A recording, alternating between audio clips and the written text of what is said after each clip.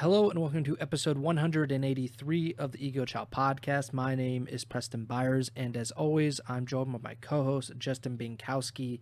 And on today's episode, we are touching base on the power rankings that we've ignored for quite a while, a lot longer than I even thought. But it's almost Champs time. Champs is about 2 weeks away, and I think it's the best time to at least check in, see where these teams are in relation to each other, especially with the bottom four already being eliminated, not going to champs. But now is the time for us to update our power rankings or our tier lists more specifically. But before we get to any of that, how are you doing, Bink?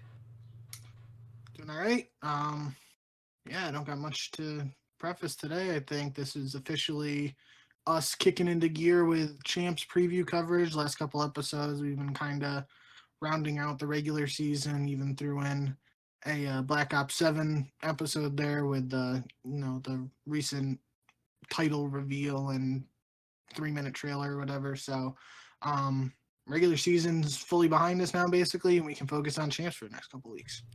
Yeah, and if you want to go back and look at our last power rankings, again, I thought we did something a little more recent than this, but when I was looking up through the YouTube channel, the last time that I could find that we actually updated our power rankings was right after Major 2, which was episode 152, February 13th. So right around Valentine's Day is when we did that, which, again, that's literally 4 months removed from right now, 4 months and 1 day. But I wanted to update what we said at the time. I wanted to at least refresh the audience and kind of maybe nitpick, or I think we did a pretty good job overall, but there are some teams that stand out as just we did not get that right at the end. But your power rankings and my power rankings were pretty similar. There's like a few differences, but not a ton here. I'm looking at this, might have been after Major 1. Because, maybe it was. Because we both have Vancouver in D tier, and we wouldn't have had them in D tier after Major 2. Yeah, that's a good point. So this is pre-Major 2, or pre-Major 2 qualifiers, I should say, post-Major 1. So yeah, we haven't done anything for the bulk of the season, but your power rankings, starting at the bottom, F tier Vegas, that was right on to what, at the time they had not won a single match. D tier was LAG and Vancouver, like you just mentioned. This is right after they signed Neptune. We don't think very highly of them, of course, going into the Major 2 qualifiers. That turns out to be the complete wrong idea, and they end up going to the grand finals of not only Major 2, but Major 3 as well, and Minor 2, I believe, in addition to that. C tier, the Boston Breach, and C9, I think that's probably correct.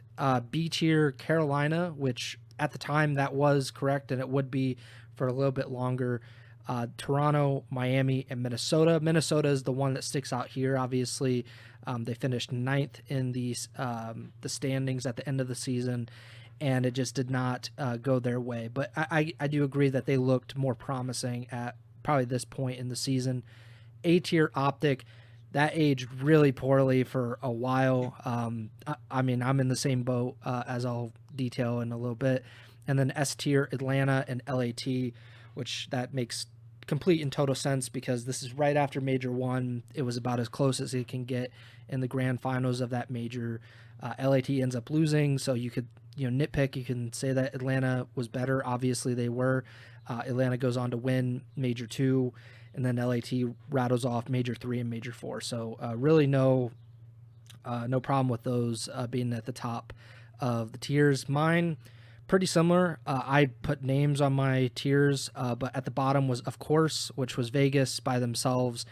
Above that, T12 Danger Zone, which was LAG, C9 Boston, and Vancouver. Again, just completely underestimated the impact that Neptune would have on that Surge roster and how much they would improve over the next month or two and become a championship contender. Then above that was a step below, and that was Miami and Minnesota in that tier. Title threats was above that, Toronto and Carolina.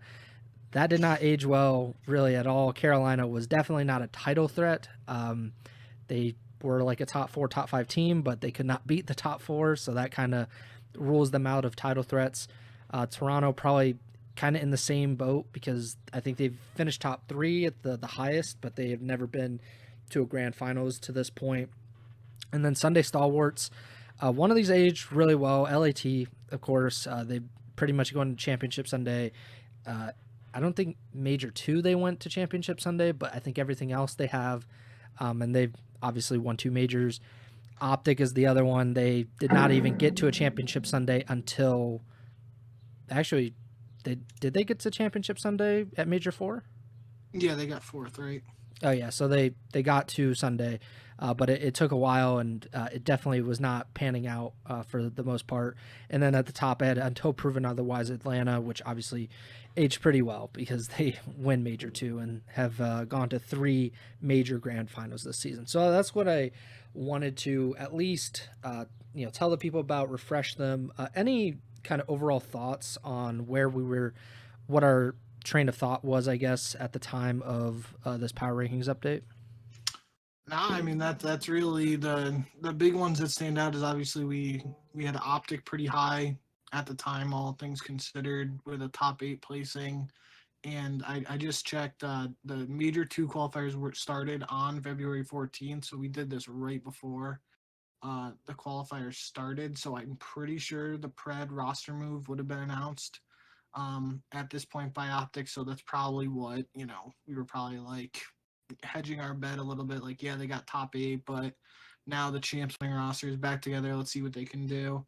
And then obviously Vancouver, like you said, we both had them pretty low. I still remember like first match they play Atlanta and they win, and people start thinking, is this just a honeymoon? Is it a fluke? Yada yada. And then they go on to make the finals of the minor and Major 2 as well. So those are really the 2 that stick out to me. Yeah, now we come back to our power rankings 4 months later, and a lot has changed. Obviously, rosters have changed. We now have 4 fewer teams that are in contention for champs, even though at the time we knew that Vegas was not in contention for champs either, just in reality. But, we have 8 teams now to think about, and the way I view power rankings, I don't know how you view them specifically, but how I view them is, if the season ended today, who do I believe has the best chance to win the championship? And recency bias is kind of baked into that, right? Because if, for Vancouver, as just an example, we saw in the Major 2 qualifiers and at Major 2 and the Major 3 qualifiers and at Major 3 that Vancouver was one of the best teams in the league. And so during that stretch, they would have been among those top teams in my power rankings because I believed that they were the most capable or among the most capable to win a championship. That could change in this power rankings, for example, because Vancouver did so poorly at the end of the season, and that created some doubt in my mind, at least, that maybe they can't actually do it. Maybe they... maybe at one point they were, but now they're not. And we have to kind of change our expectations a little bit going into champs. I'm not saying that's necessarily what the case for the Surge, but I was using them as an example. But that's kind of what we're looking at now. Obviously, the bottom 4 are kind of in a tier by themselves because, their season's over. They have nothing left to play. They're looking forward to EWC or might be looking at roster changes before then for most, if not all of those teams. But the 8 teams that we're talking about, I think it's the most apt to talk about them now in terms of power rankings and tier lists because it's all about winning a championship. It doesn't really matter at all what you did over the previous 6 months or so, because if you have one standout event, you have this amazing tournament and you win champs, then who cares if you finished 6th or 7th in the standings, or even if you finished 2nd, or it doesn't really matter. All it matters is that you won at the very, very end. So I want to start at the bottom of our power rankings and kind of work our way up because that might make it a little more dramatic. I have 4 tiers in total, not including the bottom 4 teams. So my final tier, or my bottom tier, is absolutely positively no shot at winning champs. And I have two teams in that, and I have the Carolina Royal Ravens and the Boston Breach in that tier. I don't know if you agree or disagree on that, because Carolina has been probably the worst team that qualify for champs. I think they're the worst team at champs right now. Maybe that'll change. Boston is, a little bit better. Maybe you could debate that, I guess. But what do you think about Carolina and Boston being in an absolutely positively no shot at winning champs? I think that's a little risky to have that actual label on it, because that would age pretty poorly if they go on a miraculous run. But I'm not going to hold my breath and go out on a limb thinking that's actually going to happen. I took some inspiration from you from power ranking in the past, and I actually named my tiers as well. And my bottom tier is named "Thanks for Showing Up," and it included Carolina and Boston as well. So I kind of looked at it. I guess I have a feeling we're gonna have very similar power rankings here, because I think mine's pretty chalky.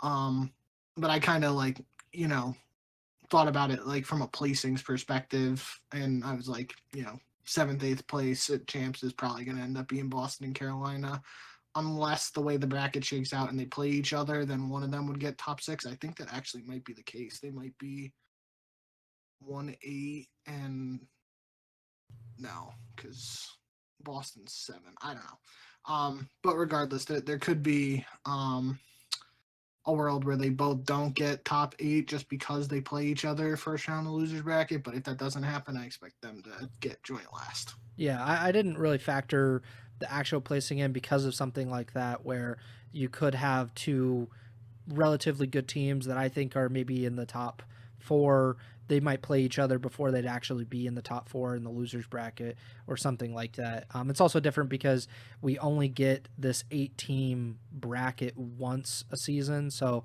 it is kind of confusing as to how it all kind of shakes out, versus we kind of got used to the 12-team bracket, the 12-team double elimination with 4 starting the losers bracket. We've already become accustomed to that, but the 8-team is always kind of weird. But yeah, I think I just don't see an argument to be made for any of the other 6 teams to be in this bottom tier, either of our bottom tiers, because there has been some kind of hope or some kind of kernel of optimism for all those other 6 teams. But Carolina, especially recently, if we were talking about Carolina 3 months ago, it would be a lot different of a conversation, because we knew that they struggled with the top teams, but they were still kind of competing against a lot of the other teams, and probably a lot more optimism in general with them going into that. Boston is just, they've been kind of in the same spot the entire season. They are very capable of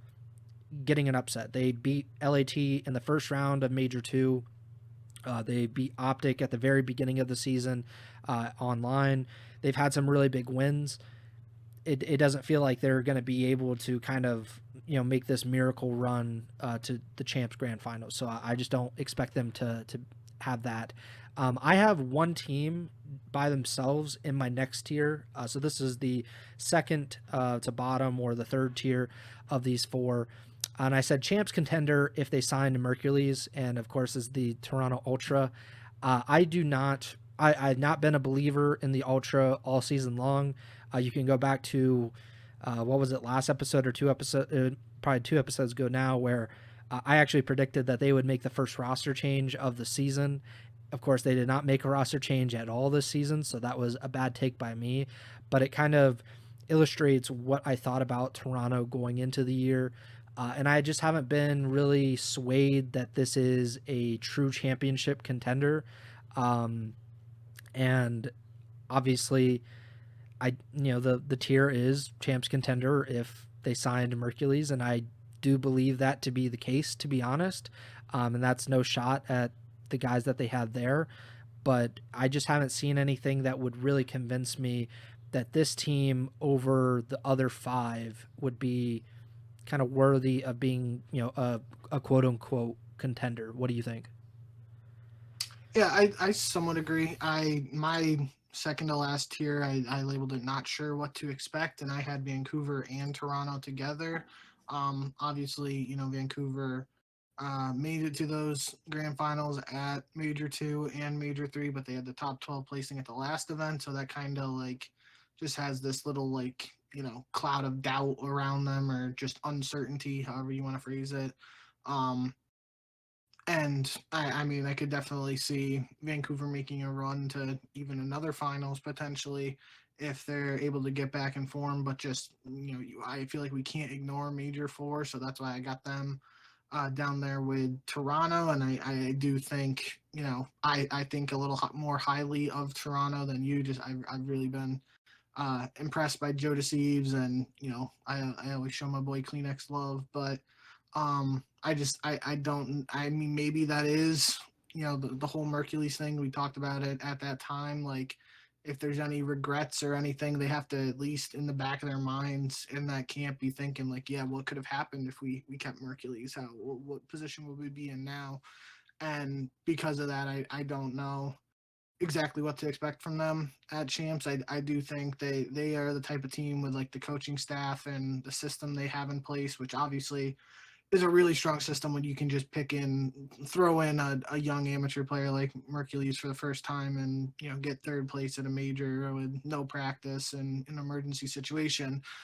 That speaks volumes to what the team is capable of when they have a month or whatever the exact time is to prepare for this event. So I wouldn't be surprised if Toronto, was able to go on a bit of a run, but I'm not banking on it, and I that's what I don't know what to expect, because I could see them going on a run, or I could see them getting top 6, and I think that's pretty much where I'm at with Vancouver as well.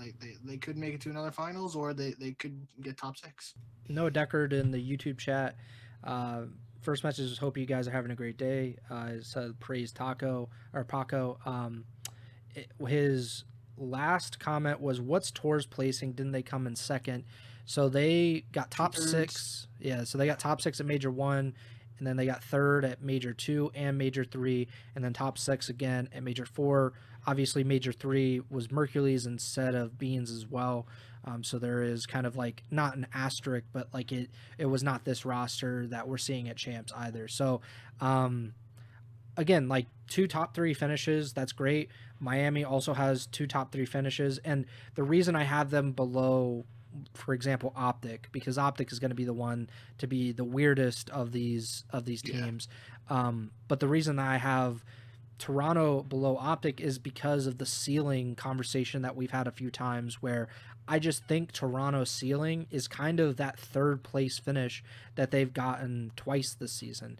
I don't believe that they're a championship team. I think Optic right now has a higher ceiling than Toronto right now, and I should say Optic has a much lower floor than Toronto does, and we've seen that throughout the season, where Optic, their highest placing going into Major 4 was top 6, and that was the lowest placing for Toronto this season. So that kind of proves, and Toronto, obviously, I think they finished third in the regular season standing. So that shows you kind of the consistency that they had this season.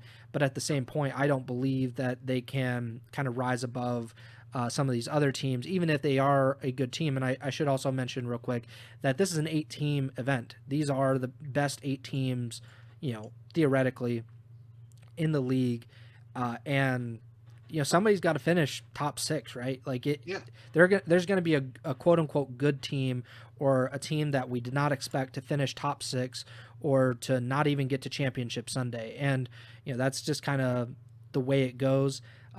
Noah said, then not stopping Insight from Merck will go down in COD history as an all-time flop. I think they should have just dropped Beans, to be honest. I think Insight is good on the roster. I would have loved to see if they were able to keep him. I don't know the logistics of it. I don't know if he wanted to stay, if that was even an option, what the case may be. But yeah, I do believe that, again, my tier was they would be champs contenders if they signed Mercules, and I still believe that. Next up, my tier, so this is my second from the top tier. It has 3 teams in it. And the title is How Could We Have Counted Them Out? And this is a retroactive, we're talking in 3 weeks, and this team wins champs or they get second at champs.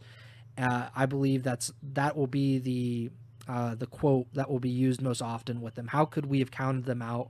And that is Miami, Optic, and Vancouver. So kind of playing off of what you said about Vancouver, you're just not sure what to expect of the Surge. I am not sure what to expect of the Surge. I'm not sure what to expect of Optic. And to be honest, I'm not really sure what to expect of Miami either. Miami does have 2 top 3 finishes. Vancouver has 2 grand final appearances at the majors. Optic does not have any of that. Um, Optic has a bunch of like first, second round exit at majors, but they have Mercules now, and I do believe that he is a game changer. I think he's one of the most talented players in the league already. He has seemingly made a gigantic impact on this team. And I said all season long, even when they were losing matches left and right and were among the worst teams in the entire league, you could argue they were the worst team in the entire league at a specific point. But I would say, like, Optic at pretty much the entire season, like, I could not count them out just full stop because it's Optic. They have Shotzi, they have Dashy, now they have Mercules. This is a very talented roster.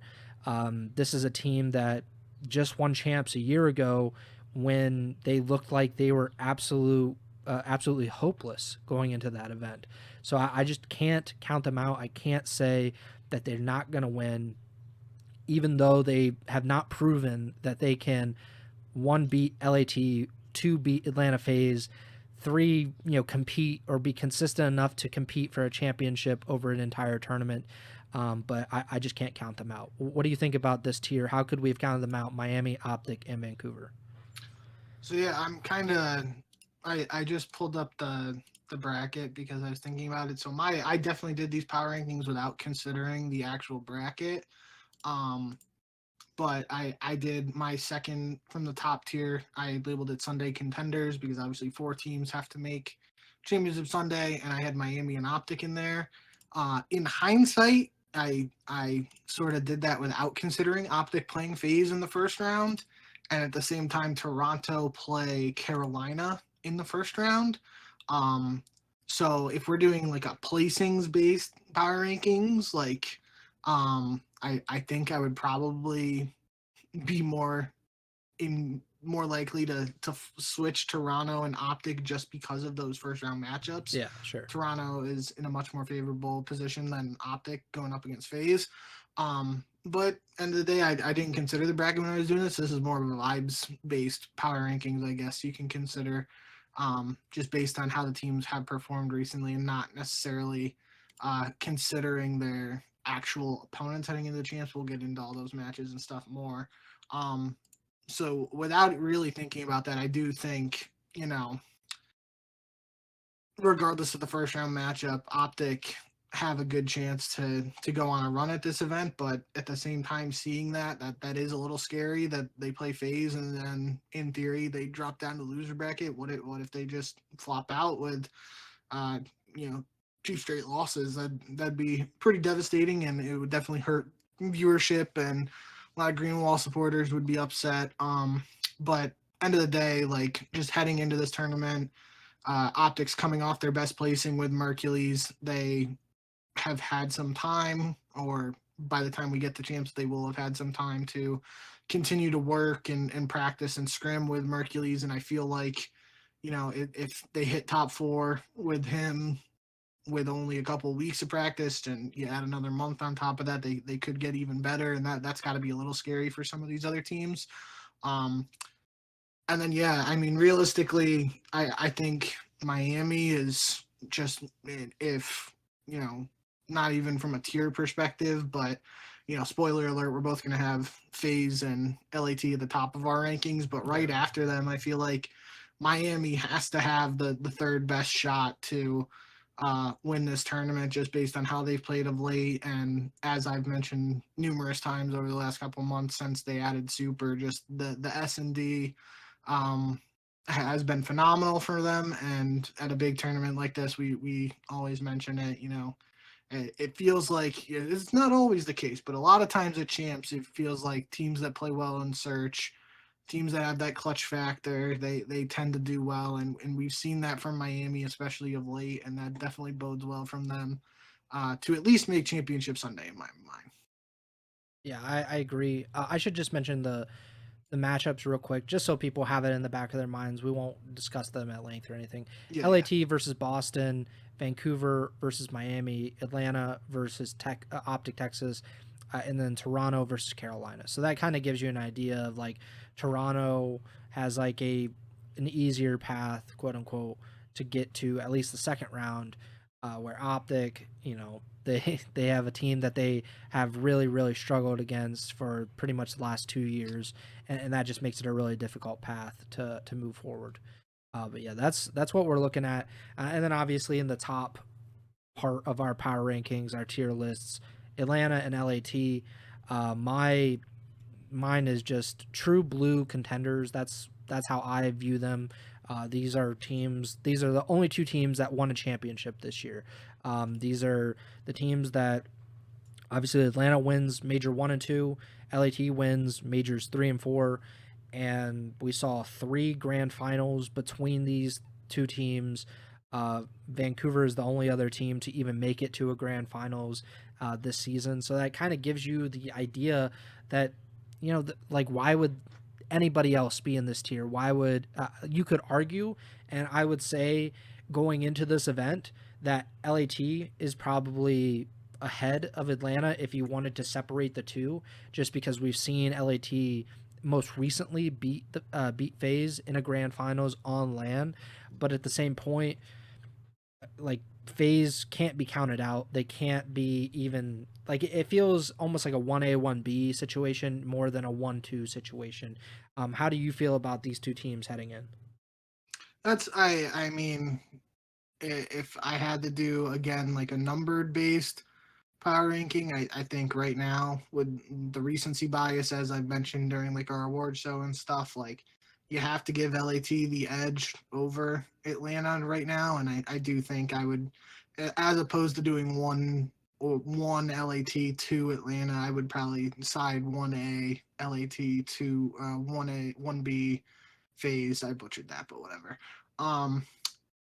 But yeah, I mean, like you said, they both got 2 championships. It's just FaZe's championships came first 2 events, LAT's came the last 2 events, so they are the hotter team heading into champs and on all accounts.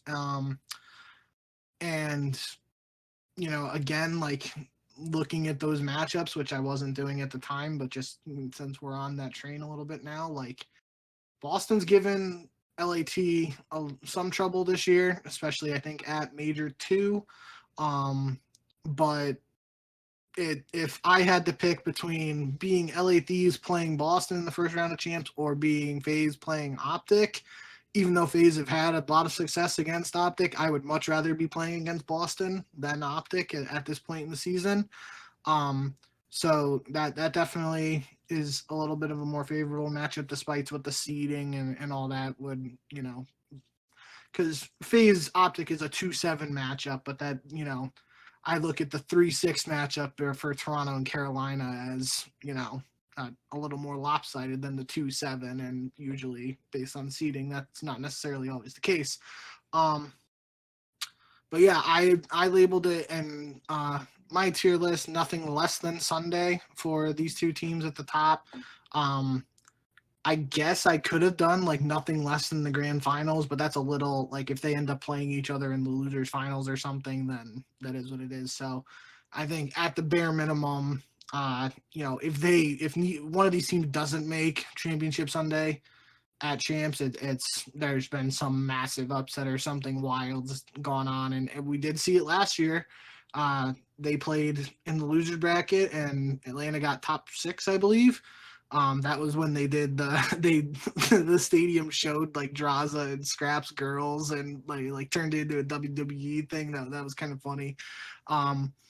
But yeah, I mean the bar's been set by both of these teams. Really, they've been the best teams throughout this season, have the accolades to show it, and now really I view champs as, obviously there's one more event after this in EWC, but I really view Champs as that tiebreaker to determine who's the best team in Black Ops 6 if one of these teams ends up hoisting the trophy.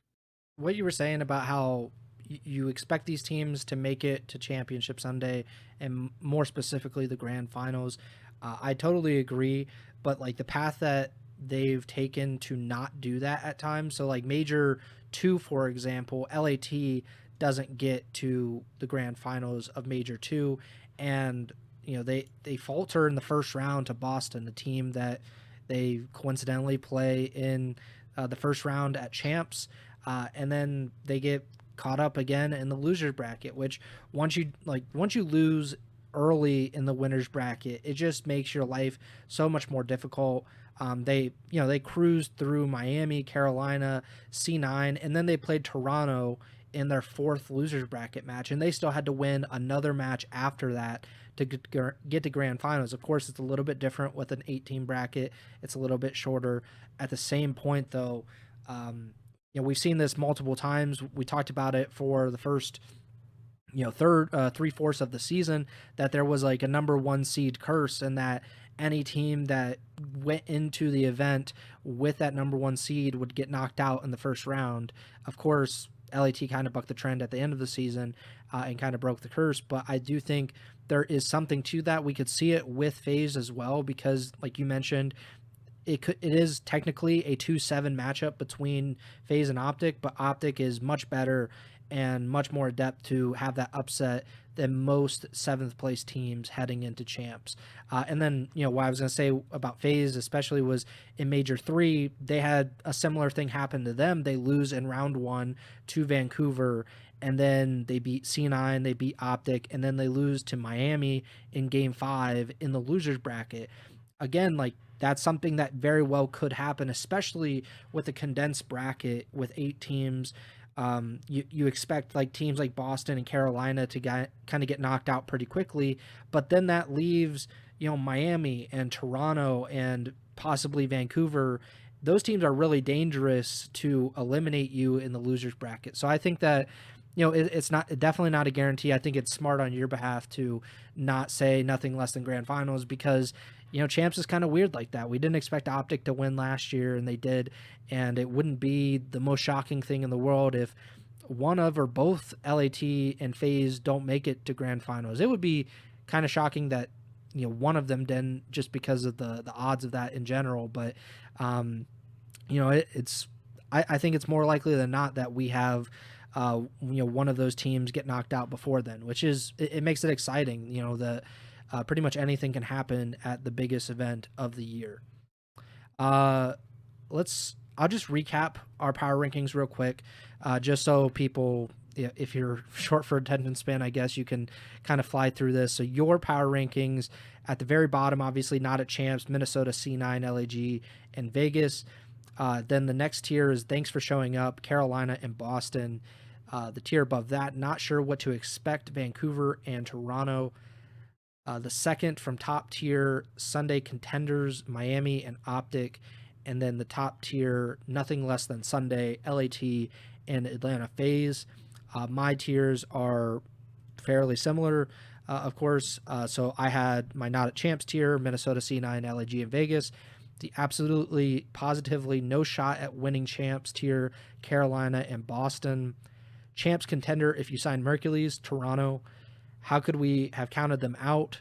Miami, Optic, and Vancouver. And my top tier is the absolute, or the true blue contenders, LA Thieves and Atlanta FaZe. I think we're probably going to be proved wrong, because every time that we've done predictions on this show, it has not gone really according to plan. In the grand scheme of things, you have gotten all of the major champions right, but the path that we've taken to get to those specific predictions have been kind of weird. So I would expect something similar to happen with our power rankings as well. One thing, this will be a little bit shorter of a show in general, but one thing that I think we should mention, because we talked about it on the last episode, you sent it to me like a day after we did our episode on our wish list for Black Ops 7. So Courage, Jack, who obviously was a longtime commentator for Call of Duty, has been kind of in and around the scene for a long time. Very popular YouTuber and live streamer now. But he kind of went on a little bit of a rant on, he was playing Fortnite and he was on stream and he went on a rant about Call of Duty and said it feels like that we're resetting to level 1 every year, which was a sentiment that I think we both share, and we said on the last episode about how Call of Duty really doesn't have to do too much because they give you these things that they've taken away or kind of taken emphasis off of, and then they put it back in the game or they tweak it a little bit, and then they're like, okay, this is it, and people are pretty excited most of the time. I wondered what you thought about Courage's comments. Yeah, I thought it wow. I thought he shared some of the things that we were saying heading into Black Ops 7 or just in general when we're talking about COD and as a whole. The one thing that stuck out to me really was he was referring to, obviously more Warzone-esque stuff because, he does the Battle Royales, but we were talking about it. I forget the exact context we were talking about it on the show, but like mentioning the guns and the like leveling system in COD that you got to level your guns so you can use them in Warzone. And then we were talking about the blueprints and the um, microtransactions. That was the word I was looking for. And he, if I remember correctly, he says in the clip like, Fortnite can vault guns and take a gun away and add it back over time because and it doesn't really matter because they do the wraps, which is basically their equivalent of camos, but it's just like if you unlock the wrap for a gun in Fortnite, you just have it on all of them. So like if you have the AR wrap, whether the AR is the SCAR or just a regular M4, the equivalent of the M4 in Fortnite or whatever, like you have it. And then if they vault the gun and just add another AR, you still have that wrap. But in COD, it's with every year the weapons change, and sometimes the weapons, if you buy a blueprint, it might not be usable in the one game. I forget exactly how the transition of what's been usable in what game, but I'm pretty sure some of the skins and whatnot have weren't carried over. I believe they were carried over from like OG Warzone to Warzone 2, but then maybe after Warzone 2 to whatever we have now, there was some that weren't carried over. I don't know exactly. But that just got me thinking about that because obviously, end of the day, in Fortnite, I think the skins are a bigger deal than like the camos or the wraps. But even to that extent, like in Fortnite, that's one thing Courage said in that clip too, is like he has skins from, the OG Fortnite days that he bought, and they're still in his account today. Whereas if he bought a skin for Call of Duty at that same time, it's possible that he's not even able to use it in the game today, even though it's like technically just at least from a Warzone perspective the same game. So um yeah, I think that's just he had some good points in there. If you didn't check it out, Jacob Hale was I think Jake Lucky tweeted the clip too. It's like a 2-minute clip. So yeah, I think it's worth a listen, and I think he brought up some good points. I don't think there, and the sad thing is, I don't think there's really an answer because at the end of the day, as long as people are buying these bundles in the COD store and buying the blueprints and whatnot, they're not going to have the incentive to change what they're doing. They being Activision, right? Like that, like if it's working and they're making money, they aren't going to be like, oh well shit, we gotta swap everything we're doing and make it so that people keep their stuff in perpetuity when I don't know, I'm kind of rambling now, but yeah, I just think you made some good points, and um we'll have to see. Maybe as like we get more updates to Warzone and whatnot, some of that stuff changes, but not holding my breath on that front at least. Yeah, definitely not. Real quick, Noah said, heading out. Glad you two pointed me your guys' way. Good to see some dudes talking COD. I dropped a sub. Appreciate you, Noah. Have a great day. But yeah, what you were saying is right on. Like the idea that hey, like you bought this, all right, like it's gone, like a year or two later, like yeah, it didn't matter that you spent however much, like $10, $20, it just doesn't seem to matter. Like I think that's a minor point, but it's something that it's a minor point in my view or in my experience because I'm not giving Activision all my money. Like Nope. that's kind of a fool's errand anyway, but that is kind of like how Call of Duty has gone. Like this is a big part of their money and a big part of their system. And yeah, it sucks that you not only have to buy like to play the game. Obviously you don't have to do anything, but to play the game you have to spend 60, 70, maybe $80 on this game just to get it, right? And then if you do want skins, then that is another however much you want to spend on that. And then it's another year, another 60, 70, 80, $100 that you're out of in the first place, where Fortnite is again a free to play game and you can play the game without spending any money. Like there is not a single dollar that you have to spend.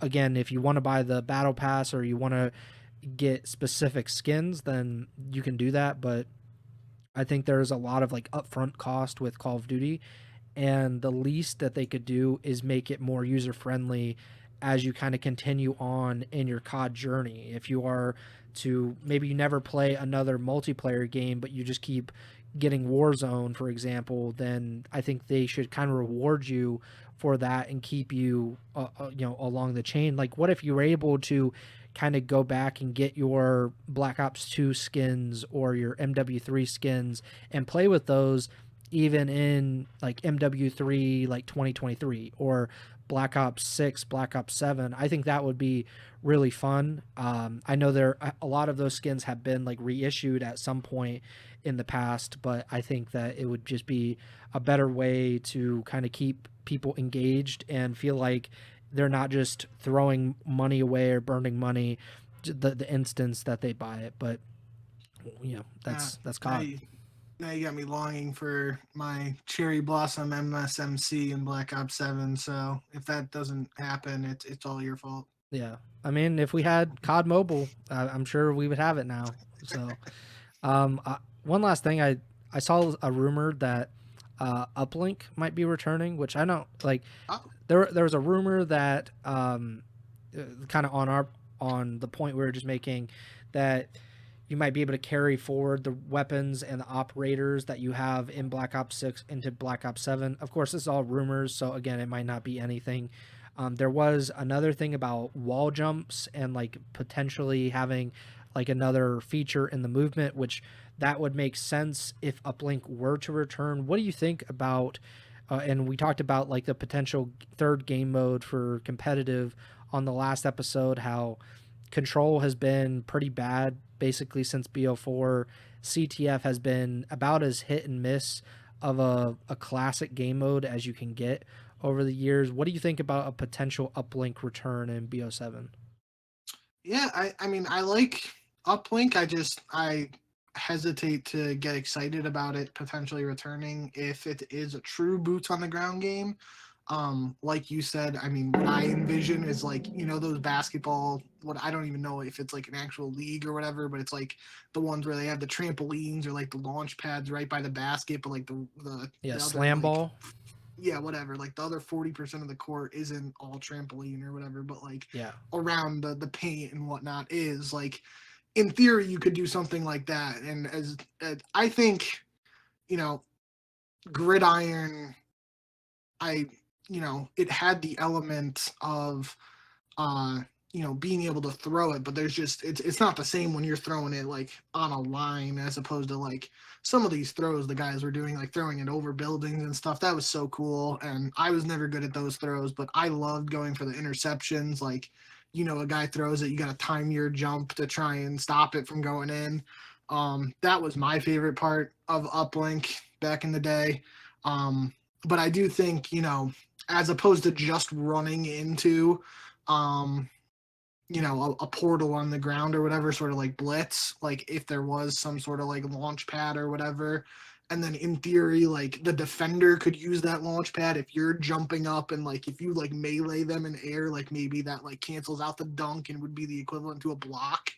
So there's some cool ideas there. I don't know how feasible all that is, and I again not gonna I'm not gonna be very hopeful that it's actually what's gonna happen until like we get some more concrete details. But as we did do on our wish list show and whatever, the third game mode in the CDL has to be addressed. There are multiple directions they could go in it, but I guess this is potentially one idea. It'll just be interesting to see if it does come to fruition. I think a potential idea could be a mix of uplink or gridiron and CTF because so like the way I envisioned it is instead of there just being one ball in uplink, each team has a ball and you have to steal that ball. So it's CTF in that regard.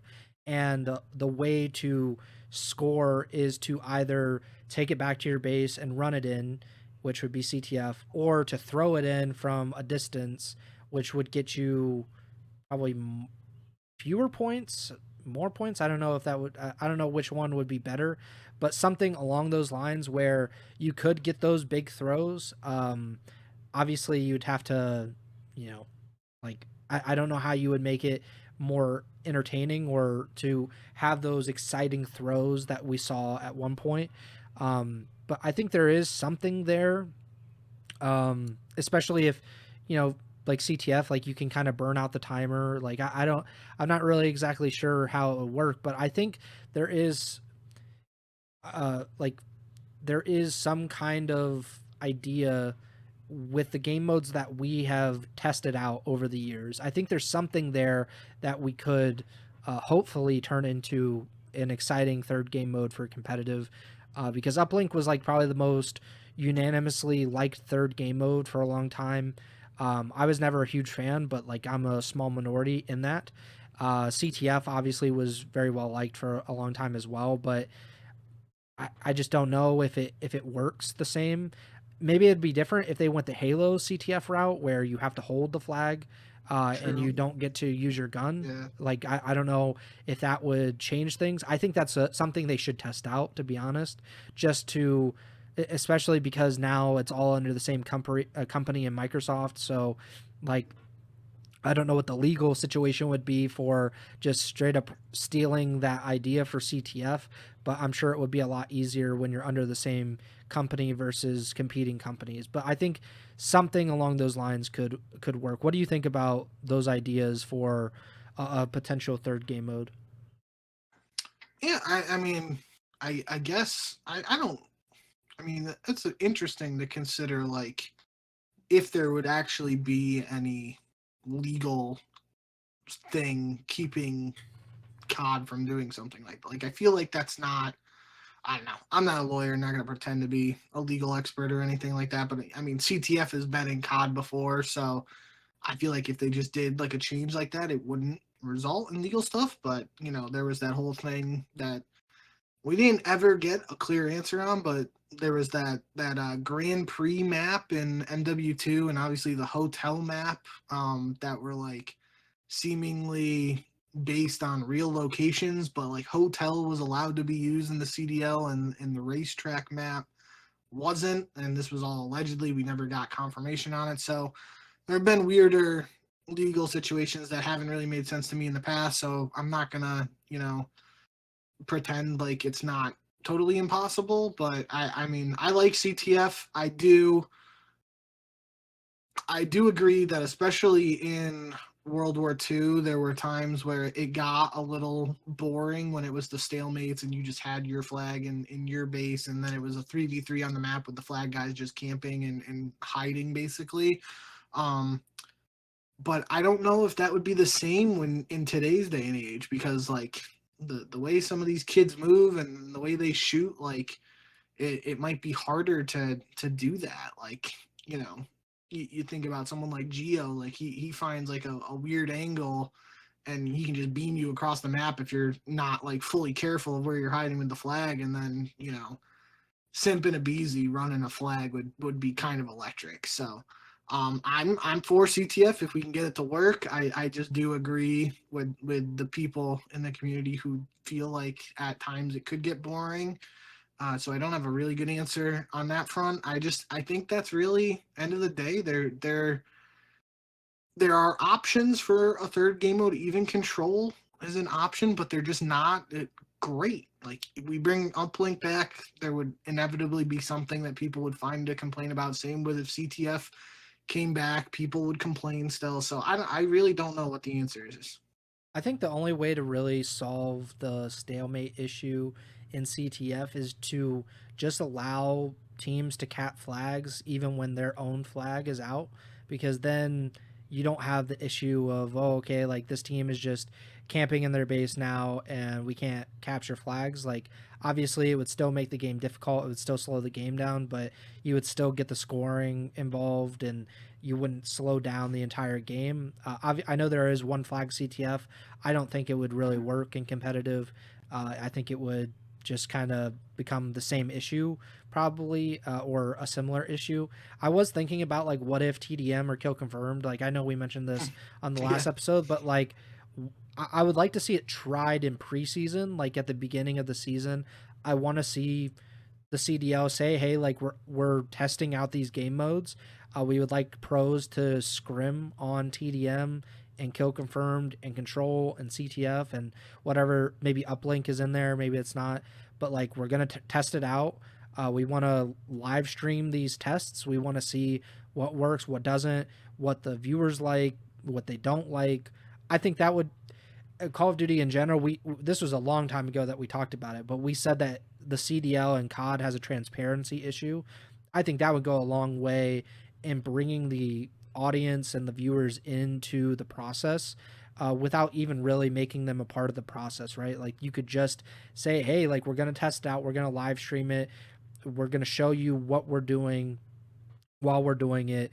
So maybe, tune in to be a part of that, but you're still going to make your own decision. So I think it would be pretty cool for the viewers and for the community to be involved in that way. But yeah, I don't see that happening. I probably think we're going to just roll back control and just call it a day. And maybe at some point they'll change. Maybe there will be like a come to Jesus moment, for lack of a better term. And then they'll figure out like what they really want to do moving forward, but I just don't see it being this off season that they end up doing that.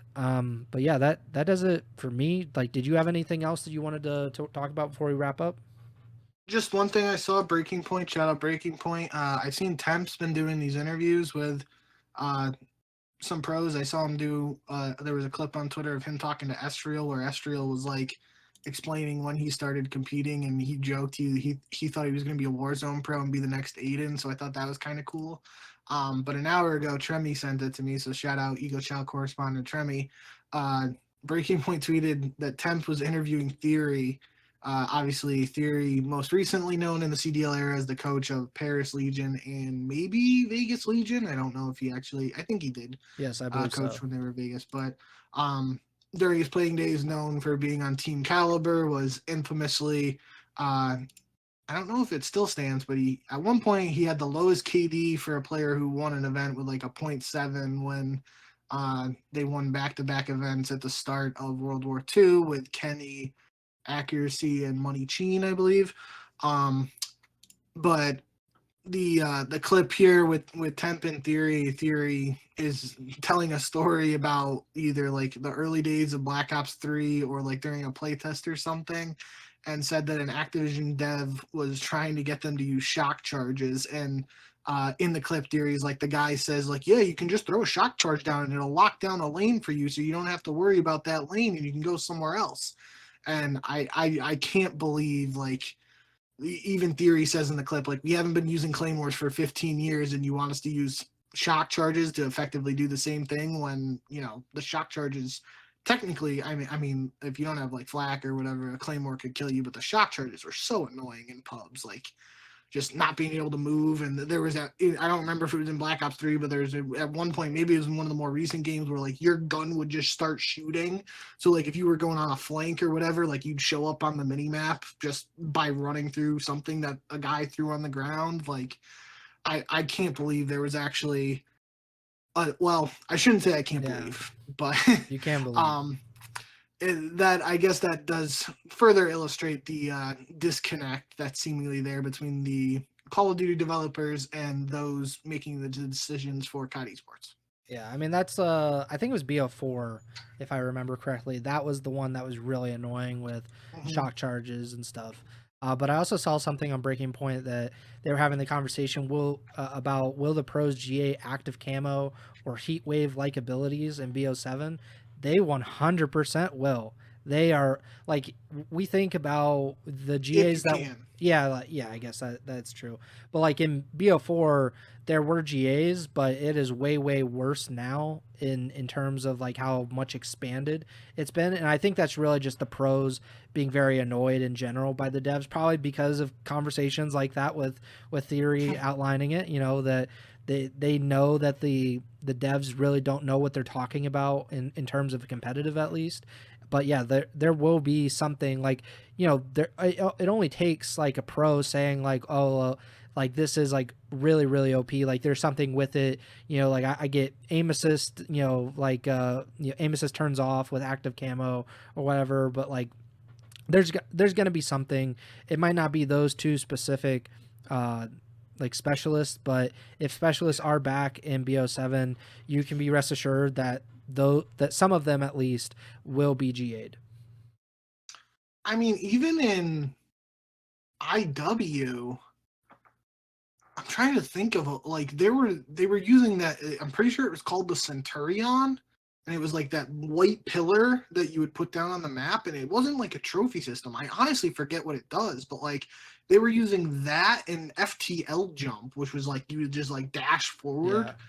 and they still let you use camo, but like it felt like there were like some pretty useless specialists that were being used. I can't remember all of them and what, but I remember that's Gunless's heyday, and there were points where Gunless was getting 2 camos during an S&D because bomb, defuse, and plant like points would go towards your camos. So like Gunless was just racking up the plants and diffuses and getting 2 camos in an S&D for basically 2 free kills, and it was kind of nuts. Yeah, I'm an anti-specialist guy. I've been on that train for a long time for competitive at least. I think it's fun in pubs. Like it's just something to like. I'd rather have specialists in pubs than field upgrades, just in general, because field upgrades suck and they should not be a part of COD at all. But that's another story for another time. But yeah, like I think specialists probably just shouldn't be in competitive because it's just they're just kind of fluky. Like they're not, in my opinion. Like I guess you look at other games and it's like the alt, but it's different. Like this is Call of Duty. It's not the same as like League of Legends or Valorant or any of those other games. So that's just my opinion though, and we'll see what happens in Black Ops 7, I guess. But yeah, that does it for today's episode. Again, a little bit shorter of one. We didn't have a ton, but we hope that you enjoyed the power rankings update. It also kind of gives like a sneak peek into what we think about these teams heading into champs, which we'll do our champs preview in like a week and a half. So again, it's right around the corner, and we'll talk in depth about all of these teams, at least one way or the other, as we do our champs preview. But we appreciate you stopping by, Noah, especially in the YouTube chat. We appreciate him chatting and subscribing to the YouTube channel. You could do that as well. Subscribe to the YouTube, search up Ego Chall Podcast on YouTube. You can also watch the live streams there. You can watch the live stream at twitch.tv/Ego Chall Podcast. You can subscribe or follow the podcast feed wherever you're listening on: Apple Podcasts, Spotify, Amazon Music. We're on most podcasting platforms. You can also, if you just wanted to listen to it on YouTube, I believe YouTube Music has it as well. So you could pretty much find us anywhere. This podcast will be up, I believe the way that we're doing it is this will be up Monday morning. So the YouTube video and the podcast episode will go up Monday morning. So we're kind of on a more consistent schedule because we kind of stacked these up before I went out of town. But yeah, so this will go up Monday. But again, like, if you just wanted to watch it early, you could always watch the live stream back on Twitch or YouTube, and that's the way to do so. You can follow us on Twitter at jbink with 2Ks, at Pres Byers, and the Ego Chall Podcast Twitters at Ego Chall Podcast. You can also follow Bink on Twitch, twitch.tv/jbink with 2Ks. And the next show will be, the live show is kind of up in the air because that's just kind of how we're doing things right now. But I'm planning for the next episode to go live, or to not go live, to be uploaded to the feed or to the YouTube channel on June 19th, which is next Thursday. And then we would do our champs preview that weekend, so like June 21st or whatever it is.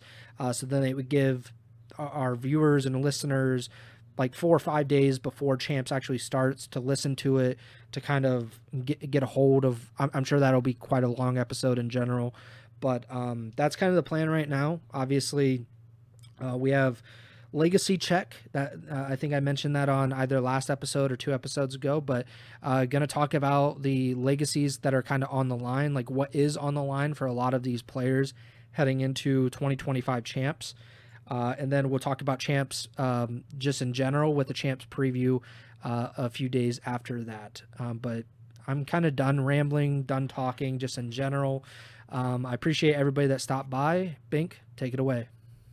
Yep. Thank you guys as always for all the support. Shout out Noah, like Preston said, showing love in the YouTube chat, and subscriber number 235 on the YouTube.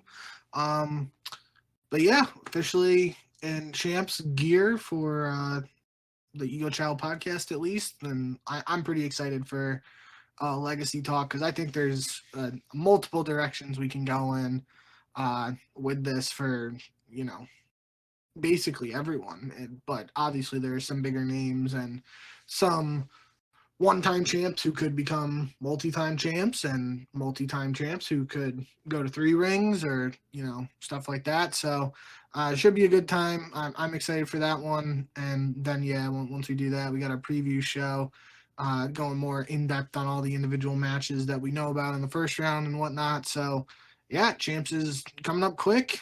Should be a good time, and hopefully you'll join us here for all of our preview coverage over the next couple episodes. But yeah, until we are live again, we'll see you then. And remember to send the chow.